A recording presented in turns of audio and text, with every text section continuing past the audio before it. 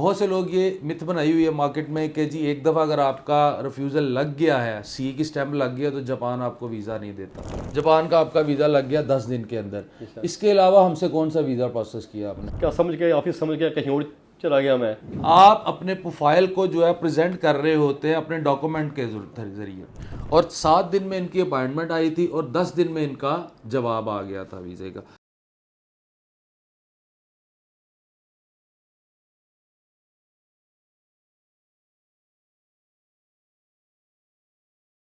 बिस्मिल्लाहिर्रहमानिर्रहीम वतुइज़्ज़ु मन तशा वतुज़िल्लु मन तशा। अस्सलाम वालेकुम। उम्मीद करता हूँ सब देखने वाले खैर खैरियत से होंगे। एक और सक्सेस स्टोरी जी जापान की। जापान का एक वीज़ा लग के आया है अल्हम्दुलिल्लाह। अब आप ये सोचते होंगे कि इसमें अनोखा क्या है, वीज़ाज़ तो कई लगते हैं जापान के, रोज़ लग रहे हैं, हमारे भी लग रहे हैं, दूसरे लोगों के भी लग रहे हैं, रिफ्यूज़ल भी आ रहे हैं, तो इसमें अनोखा क्या?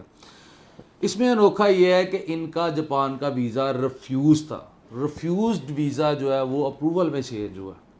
बहुत से लोग जो मार्केट में बैठे हुए हैं, जिनको नॉलेज नहीं है, जो नए नए कंसल्टेंट बनने की कोशिश कर रहे हैं, जो है एजेंट, जो एजेंट हैं, जिनका सारी ज़िंदगी कंसल्टेंसी से दूर दूर तक ताल्लुक ही कोई नहीं रहा, जिन्होंने सिर्फ अपॉइंटमेंट बेच के अपनी मामला गुजारे, आजकल वो एजेंट बने हुए हैं। उनको ये भी नहीं पता कि रिफ्यूज़ केस जो है वो अप्रूवल में चेंज हो जाता होता है। ठीक है, बहुत से लोग ये मिथ बनाई हुई है मार्केट में कि जी एक दफ़ा अगर आपका रिफ्यूज़ल लग गया है, सी की स्टैंप लग गया तो जापान आपको वीज़ा नहीं देता। ऐसा जैसा कुछ नहीं है।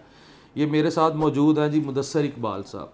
मुदस्सर इकबाल साहब का रिफ्यूज़ल था जापान का, अब अल्हम्दुलिल्लाह इनका जापान का वीज़ा ग्रांट हुआ है। चलो इनसे बात करते हैं, इनके प्रोफाइल के बारे में जानते हैं। अस्सलाम वालेकुम सर। वालेकुम सलाम। मुदस्सर साहब कैसे हैं आप? अल्हम्दुलिल्लाह ठीक ठाक। ठीक है, सबसे पहले तो आपको इस वीज़ा की मुबारक हो। Thank you sir. अच्छा मुदस्सर साहब, हमारे देखने वालों को ये बताइएगा आपका ताल्लुक कहाँ से है? सर मैं गुजरावाला से बिलोंग करता हूँ। गुजरावाला से बिलोंग कर।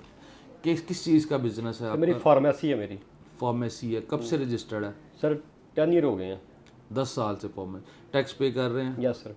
अच्छा, आपने जब वीज़ा अप्लाई किया था जापान का तो इसमें स्टेटमेंट कौन सी लगाई सर थी? मैंने दोनों अपील की थी, पर्सनल और कंपनी दोनों की स्टेटमेंट लगाई थी? जी सर। अच्छा, सबसे इम्पोर्टेंट बात यह है कि हमारे देखने वालों को ये बताइएगा कि आपकी रिफ्यूज़ल कहाँ की है?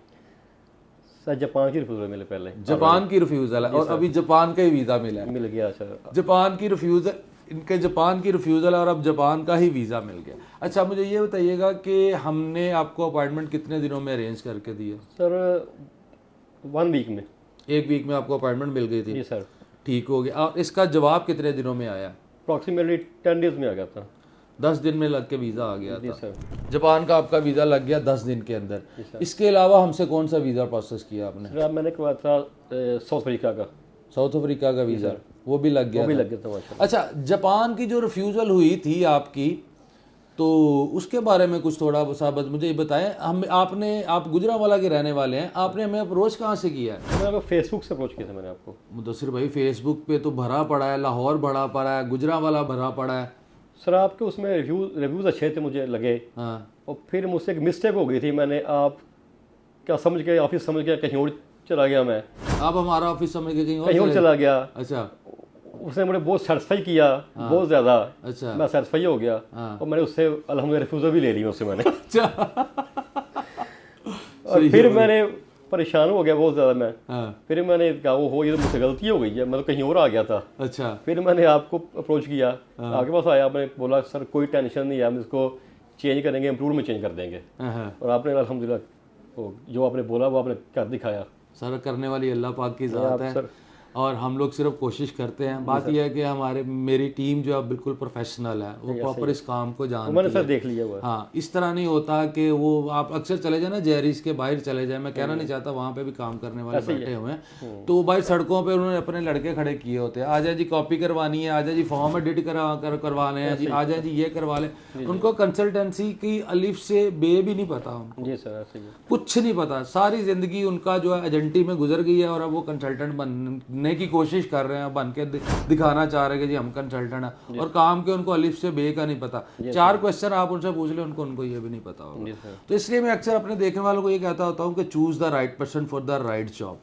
मुदस्सिर भाई की बात सुनी आपने, इनका वीज़ा रिफ्यूज़ हुआ है, कहीं और से किया, मुझे नहीं पता कहाँ से किया, मैं नाम नहीं लेना चाहूँगा और एक मुनासिब भी नहीं लगता, कहीं और से किया, वहाँ से वीज़ा रिफ्यूज़ हो गया।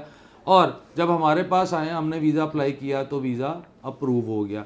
अब बात यह है कि बहुत से लोग ये कहते होंगे जी वीज़ा ने तो एम्बेसी ने देना, आपने इसमें क्या कमाल किया। बिल्कुल एम्बेसी ने देना। जब आप वीज़े के लिए प्रॉपर तैयारी करते हैं, डॉक्यूमेंटेशन करते हैं, आप अपने प्रोफाइल को जो है प्रेजेंट कर रहे होते हैं अपने डॉक्यूमेंट के ज़रिए, ठीक है। आप इंटरव्यू तो नहीं दे रहे हैं। अब जापान जैसे कंट्री में आपका इंटरव्यू नहीं होता, बहुत कम रेयर केसेस में होता है। आप अपने डॉक्यूमेंट पे प्रूफ करते हैं एम्बेसी को कि मैं एक वाकई जेन्युइन ट्रैवलर हूँ। तो उसके लिए आपके डॉक्यूमेंटेशन, आपके प्रोफाइल जो है उसको मजबूत होना चाहिए। फिर ये बात करूँगा कि करने वाली ज़ात जो है वो अल्लाह पाक की है। हम लोग अपनी अच्छी कोशिश करते हैं और हमारी टीम प्रोफेशनल है, हम काम को जानते हैं।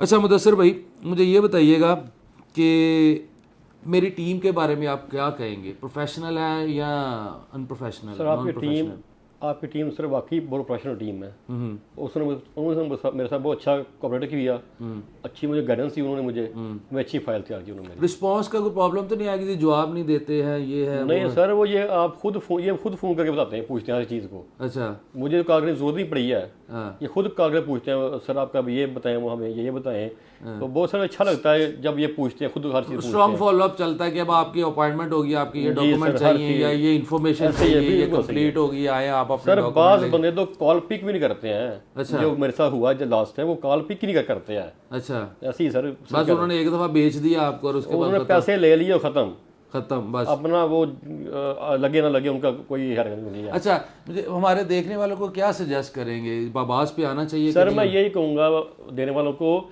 कि मिलते जुलते नामों से परहेज करें और बाबाज स्टाइल पे आप ट्रस्ट करें अच्छे तरीके से। सर थैंक यू सही सो कह मच, रही है। बहुत शुक्रिया आपका। और इनका स्पेशल थैंक्स मैं इसलिए भी करता हूँ कि ये स्पेशली सारे काम छोड़ के गुजरांवाला से आज तशरीफ़ लाए हैं अपना रिव्यू देने के लिए। हमारे लिए स्वीट्स भी लेके आए हैं जिसके लिए मैं इनका शुक्रिया अदा करता हूँ। मगर जो बंदा वीज़ा लगने के बाद चल के हमारे पास आता है ना, उस पर हमें बहुत ज़्यादा खुशी होती है। बहुत से लोग ये भी करते हैं कि जी वीज़ा लग गया बस ठीक है, अब बात ख़त्म हो गई, अब कहाँ गुजरांवाला या कहीं से भी उठे और जाएं और दोबारा मिले हम इनको। 70% ऐसे लोग होते हैं, मैं ये नहीं कह रहा सारे, मगर 70% लोग ऐसे होते हैं जो कि फिर नहीं आते। और हमारे वीज़ाज़ की जो रिव्यूज़ हैं वो 70% जो है वो पेज के ऊपर पोस्ट नहीं होते। मगर कोई बात नहीं, उनका काम हो गया है, हमारे पास वो आए और उनका काम हो गया, हमें इतनी ही बहुत खुशी होती है। आप कुछ कहने लगे थे मुझे सर सर? मैं यही कहने लगा था कि मैं इसीलिए आया हूँ ताकि देखने वालों को पता चल सके कि ये एक अदारा अच्छा इदारा है, ये बाबाज ट्रैवल, इन पे इत्मीनान करके आ जाना चाहिए हमें। Sir thank you so much, बहुत शुक्रिया। मुदस्सिर साहब के मैं प्रोफाइल के बारे में बताता हूँ जी। इनका जो है गुजरांवाला से ताल्लुक़ है, इनके जो है वो फार्मेसी का बिज़नेस है। इनका जापान पहले रिफ्यूज़ था, ठीक है। उसके अलावा इनका जो है साउथ अफ्रीका हमने प्रोसेस करवाया और साउथ अफ्रीका का वीज़ा लग गया। और उसके बाद इनकी रिफ्यूज़ल जो थी जापान की, उसको हमने दोबारा प्रोसेसिंग की और अल्हम्दुलिल्लाह ये जापान का वीज़ा ग्रांट हो चुका हुआ है, ठीक है। और 7 दिन में इनकी अपॉइंटमेंट आई थी और 10 दिन में इनका जवाब आ गया था वीज़े का। आप भी अगर किसी भी किस्म की अपने वीज़ा की प्रोसेसिंग करवाना चाहते हैं या असेसमेंट करवाना चाहते हैं, आप हमारे ऑफिस को विज़िट कर सकते हैं। हमारा ऑफिस है office number 49 lower ground Wahdat road Muslim town मोड़। इस चीज़ को थोड़ा सा क्लियरली समझ लीजिएगा, हमारा जो ऑफिस एड्रेस है वो वहदत रोड है मुस्लिम टाउन मोड़ पे। इसके अलावा हमारी ना कोई नया ऑफिस है, ना कोई हमारा पुराना ऑफिस है, ना कोई हमारी कोई ब्रांच है। एक ही ऑफिस पाकिस्तान में लाहौर में हम लोग काम कर रहे हैं और दूसरा ऑफिस हमारा जो है दुबई में अलगरूद में है। जो लोग ऑफिस आ जाएं बहुत अच्छी बात है, आते हुए अपने डॉक्यूमेंट्स अपने साथ लाइएगा ताकि आपके डॉक्यूमेंटेशन की असेसमेंट करके हम आपको बता सकें कि आपको कौन सी कंट्री का वीज़ा अप्लाई करना चाहिए।